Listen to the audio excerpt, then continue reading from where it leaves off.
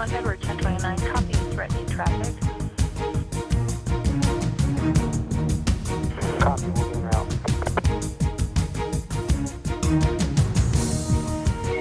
Edward 1029, if you can please respond to 2020 McNeil Street, Lakeview. Copy. If you still have run on, get the ATO information first. Hello, welcome to Shooting Straight. I'm Casey Clark, the Navajo County Sheriff. My co-host, Brad Carline, is on vacation this week. We have Jim Molesa, our Chief Deputy, here with us today, Michelle Hansen, Executive Director, White Mountain Safe House, and Jerry Howell with the White Mountain Safe House. Welcome, and thanks for coming and visiting with us Thank today. you for having us. Thank you.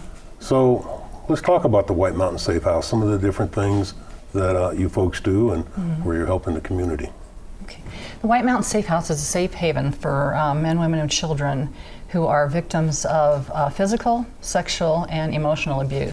And they give us a call, and we do a crisis call with them. They come into the shelter, and it's a 90-day program. They're allowed. They stay in the home, and during that time, we help them get back on their feet as far as counseling, sending them to different places like counseling, Change Point, to go through different counseling for themselves and for their children. We guide them in the direction of jobs and education. So is that open to, if somebody just moved up here, I mean, they're just traveling through, but maybe there was a domestic violence in a vehicle or something and they need a place to go? Usually in their home. It could be anywhere. But we have people from out of state come to the shelter. We have people from the reservation, from town, all over that come into the shelter if they're victims of domestic. So not all your referrals are from law enforcement. People can self-referral to themselves and say, I need a help, I need to get out of this situation. And you folks are there to offer a helping hand. Right, they'll give us a call, and during that call we'll ask them if they're in immediate danger. And if they are, we ask them to get to a safe place, give us a call, and then we meet and bring them over to the shelter. So if they're not, they just give us the information, say they need to get to the shelter, and then we make arrangements to get them in there. So what's the occupancy? How many people can you hold there at the shelter? We have it's a 28-bed facility, and like the summer it was full. It's usually full. Now we have 8 women and 7 children. During the fire, the pre-evacuation, we had 16 children and 11 women that we had to worry about. Wow. So the community, how do you get the support to keep it open? Well, probably the board gets involved mostly with that. I became aware of the Safe House, was invited to serve on the board, and it wasn't until I really got involved that I realized the magnitude of this social problem that we have. It's huge. And I quickly became ingrained with, this is something that has to get done right. It's something you can't look away. The problem won't go away. And so the board is established as a nonprofit, and our efforts are to support Michelle and the staff. We are funded in a large part by grants through state and federal government and private agencies, private organizations. And then secondly, we go out and we appeal to the community, and through a variety of different things. We had a Boots and Tips fundraiser at a restaurant. One of Porter Mountain Steakhouse allowed us to use the restaurant for an evening, and we work for tips and that sort of thing. We have our annual dinner dance at the end of January, and it used to be called the Robert Burns Dinner. We've dropped that because of the confusion of what does the Robert Burns have to do with the Safe House, and so our focus is really, we want to talk about our issue. We want the public to know, and there's room for 340 people to come on that evening, and we hope to get that. It's a fundraising evening to help support the efforts of the Safe House, because you've got plus or minus 28 women and children there, Right. 365 days a year, not only have needs for food, but all kinds of ancillary needs, things to get them ready to get a job, clothing in some cases. And probably my most focus point was I stopped at the house one day, or was on my way, right after I got on the board, and there was a van unloading a young woman, maybe 35, a couple of children, 8, 10 years old, 2 or 3 backpacks, probably representing the sum total of all of their goods at that point. The kids looking around, realizing, I'm going to sleep here tonight with 20 some other people I've never met. You know, it's just a situation, it has to work. And Michelle's efforts and the staff are to make it a peaceful, loving, comforting place that you step in with some dire needs, and hopefully within that 90 days you walk out perhaps with a job, perhaps with a little better feeling about yourself because of the emotional strain on the women and the children. So that's the goal of the Safe House, and the board's primary responsibility is to help support staff and to raise money. So to along those lines, donation-wise, I'm sure the Safe House always takes money. Absolutely. But clothing, what else? Well, we do take individual money, that for sure. Sure. We campaign for that all the time. Michelle, you could talk about the Butterfly Boutique. That's an ancillary or an arm of the Safe House. The Butterfly Boutique is our thrift store, and it's in Pine Top, and we have people that donate. Right now, we changed our location. It's at 2086 East White Mountain Boulevard. It used to be by the Beverage House, but we moved it. And it's also the food bank, where the food truck comes in once a month, and we pass out food packages every week, every Thursday. So, and that's where a lot of the money comes from also, is what we sell at the boutique. Do you have a website that you can let the viewers know where they can donate on a website, or for the Safe House itself, or the boutique? www.whitemountainsafehouse.org. Okay. And there's a place there to donate for folks to go on there. To donate. Great. Or they can give me a call. A lot of times I'll go pick up donations. Megan Rogers, she is the manager at Butterfly Boutique, and she picks up donations. Do you have a number for the people to give you a call? I do, 928-367-6017. So you're looking for usable clothing items, and both male and female. Right. Children's clothing items, food items, canned foods. Canned foods, we take furniture, bedding, if it's, make sure everything is clean. Sure. Toys, household goods, we take everything at the boutique. We've really upgraded the boutique when we made the move. For a while, it got to the point where we got leftover garage sale stuff, and it just was churning. It wasn't doing anything. So we vet the stuff a little bit better these days. We like to have a variety of things, and one of the local businesses just donated a very expensive copier, one of those great big jobs to us, and it's for sale on Craigslist. So we'll take anything that we can turn and make some money on for the Safe House. So when the children are there, I mean, do you get them enrolled in school, or is there home teaching there at the shelter, or how does that work? They have to go to school. They have to go to school? The moms have to go and register them in school. So how does that, how do you ensure that the abuser does not find out they're enrolled in school, or? That's why it's just, hopefully they don't. There's a confidentiality clause that talks about that when they're in the Safe House. And the school then knows to call local law mom. enforcement or whatever, okay. So how do the children, when they come in, I mean, that's got to be pretty traumatic. The abuse at home has got to be traumatic, but then to be taken out and again sleeping in a shelter with a bunch of folks that they don't know. Communal living is really hard for everybody. Sure. Because everybody has different habits, and the children are different. I mean, they act different. But a lot of the children come in and they act out because that's what they see at home. So what we have to do is refer them to different organizations that can help them through counseling or whatever. So there is some outside counseling that you can refer to as far as social skills, labor skills, job skills, things like that. Right, we don't counsel, we just refer. Well, again, most of the time, from my time in law enforcement, it's the women or children that are abused. Occasionally you'll see a man that's a victim of abuse. How do you separate that at a shelter if you just have one male there? How do you do that? We don't allow a man where we're at. We have hotels for them to stay at, and then we still have the non-residential services that we offer them, and can send them to counseling or wherever they need to go. Okay, so there is an outlet then to help all. So then in addition, probably with these social services, you've got information you can forward to as far as addiction situations, codependent situations, things like that that you'd run into in a domestic situation where your significant other either has an alcohol or drug problem.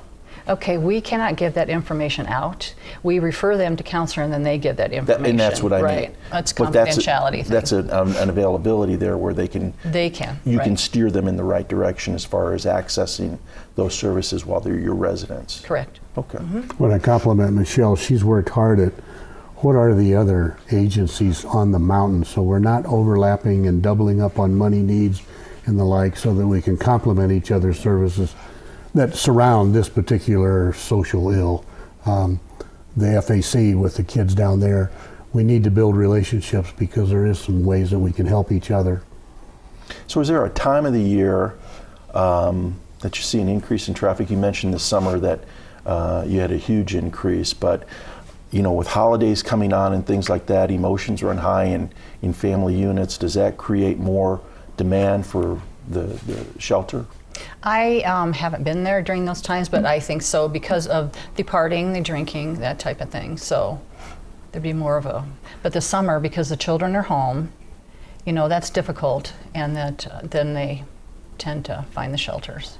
So if you're full and you have a victim, what do you do about that? Is there a place to refer them to, or in another part of the county, or how do you handle that? I'm sure you don't want to turn people away. No, we really don't. But if we're full, there's nothing we can do. We can refer them to Globe has a shelter, Horizons. It's called Horizons, and then Winslow, Alice's place. So, and if it's somebody who's just homeless, I know Holbrook has Bread of Life. Yeah.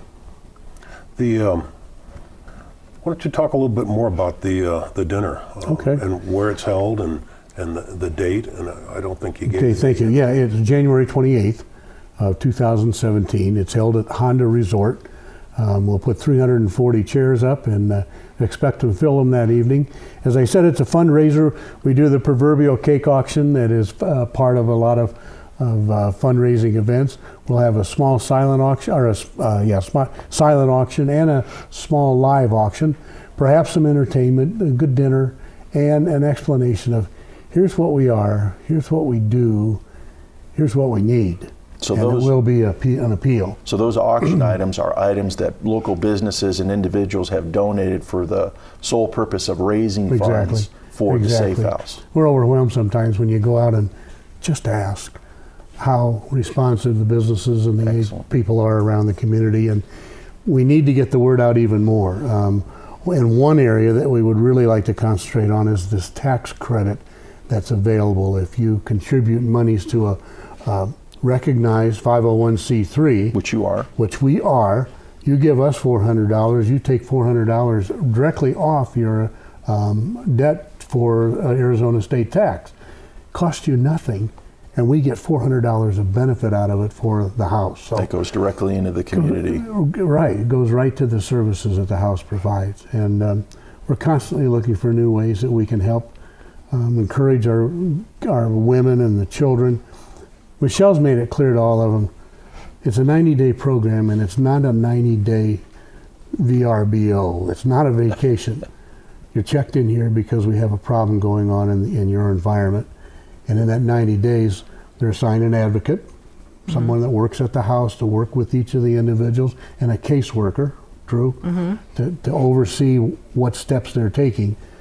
Because we'd like to see them move away from that wheel of, and you both are well aware, it just goes on and it goes on and it goes on. And that's a great point, because it is a cycle, and somewhere down the line we have to break the cycle. Break the cycle. And unless you break the cycle, they're going to be there again in 90 days or 180 days or whatever, with nothing being done, and God forbid somebody being seriously hurt along the way. Well, exactly. And part of the big goal is to help change the mindset of the individual woman and children, that it's their fault, that it's, they're the problem, and they get into that wheel of, I probably should go back. And I don't know how she does it, but that's what they do every day. We just came off of Domestic Violence Week Awareness, and the theme being, be the voice, or be that voice, and that voice can be the abuser, the abusee rather, or somebody in the abusee's family to make them aware you're in a cycle of violence that you need to get out of. Well, Jim, this is, excuse me. I think one of to hit on that topic is one of the problems with domestic violence is that it's really kind of a silent crime. A lot of people are ashamed and they don't want to talk about it, or they don't want to call, or they're afraid to call. And the only way we can truly help is, and that includes neighbors and family and friends, if you see it, report it. You know, a lot of folks just they don't want to get somebody in trouble or whatever. But over the years, you know, in law enforcement, I've seen where the neighbors, the police are called and you go there and the neighbor's going, yeah, we've been hearing this screaming or yelling for months or years, and it's like, call us. I'm glad you brought that up, Casey, because that goes back to our dinner. This year the dinner is called the White Mountain Safe House Dinner, Breaking the Silence.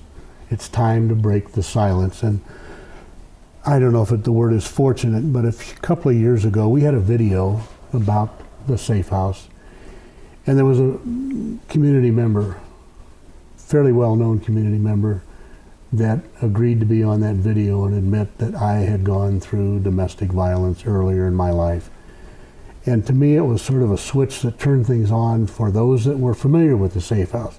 Jeepers, this affects every level. No socioeconomic background. There is no socioeconomic division on the thing. So at our dinner on the 28th at Honda Resort, we will show and tell what the safe house is about and help people understand we need to break the silence. And you know, it's, go ahead. Well, on what you were talking about a few minutes ago, as far as silent people don't want to get involved, we do have people that call for their relatives or their neighbor, but we can only take that call from them if they want to come in. You know, a lot of people don't want to call the police and that type of thing, so we're hoping that the women call for help themselves. And also one other thing, these women in the shelter, they really want to get out there on their own and have a better life for themselves and their children. But up here in this community, which some of us are working on in the nonprofits, the big problem is transportation and childcare. We don't have that type of thing up here. And so then the women give up, and then they might go back to their abusers. So there's a lot of things that... And that's an important part. You're right, the transportation and so forth to your job or whatever.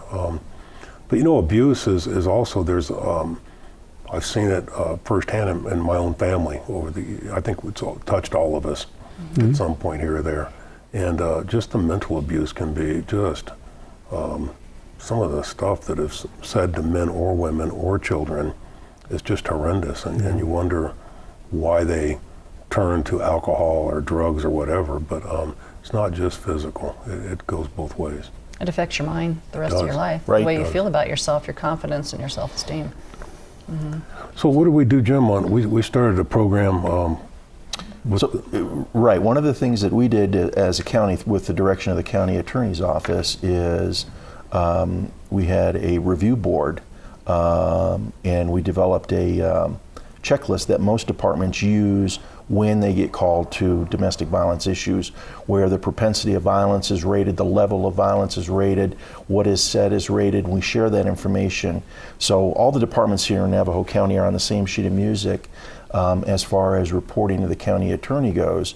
And then when charging, if charging is appropriate, the county attorney can make that appropriate charging, but then we can use that in law enforcement as a forecast tool, sharing with you, sharing with the victim of the domestic violence, kind of as a forecast tool of, this is an environment that is going to get worse, progressively worse. You're on a slope here that's not going to get any better. You need some sort of intervention, you know, be it from moving out, seeking assistance from the shelter, seeking social services for protection for the children.